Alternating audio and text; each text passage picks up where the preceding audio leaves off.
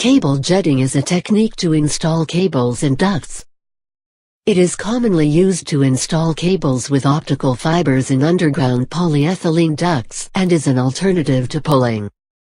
Traditionally, fiber optic cables were pulled through cable ducts in the same way as other cables, via winch line.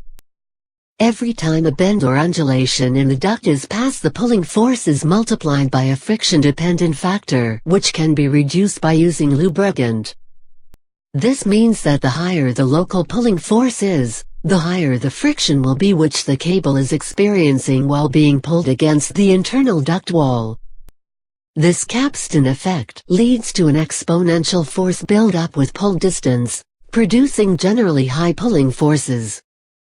Cable jetting is the process of blowing a cable through a duct while simultaneously pushing the cable into the duct. Compressed air is injected at the duct inlet and flows through the duct and along the cable at high speed. Preferably, no suction pig is used at the cable head. The high-speed air propels the cable due to drag forces and pressure drop. The friction of the cable against the duct is reduced by the distributed airflow, and large forces that would generate high friction are avoided. Because of the expanding airflow, the air-propelling forces are relatively small at the cable inlet and large at the air exhaust end of the duct. To compensate for this, an additional pushing force is applied to the cable by the jetting equipment. The pushing force, acting mainly near the cable inlet, combined with the airflow propelling forces, increases the maximum jetting distance considerably. Special lubricants have been developed for cable jetting to further reduce friction.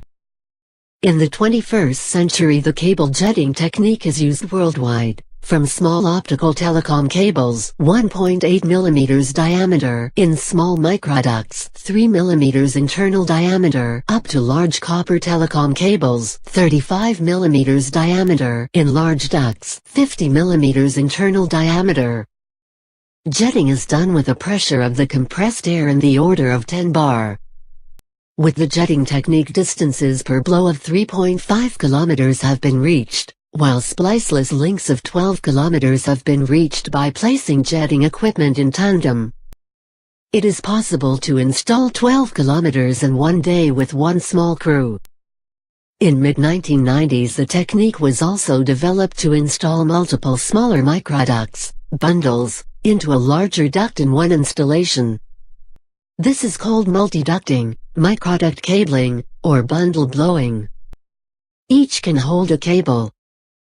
Another capability is to install a single cable or a bundle of small ducts into an occupied duct.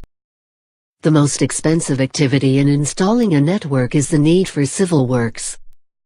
Thus, reusing ducts occupied with one cable, leaving some space, is a tempting and often possible and cost-effective alternative.